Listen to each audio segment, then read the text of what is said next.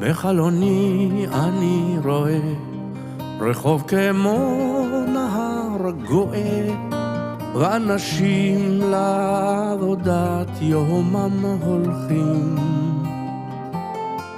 ותינוקות של בית רבן עם הילקוט שעל גבם, ובידיהם כמה ענפי ההדס פורחים. פתאום זה בא ומתבהר, ולעצמי אני אומר, לא, לא, לא תנצחו אותי, לא מנצחים אותי כל כך מהר. לא, לא, לא תנצחו אותי, לא מנצחים אותי כל כך מהר.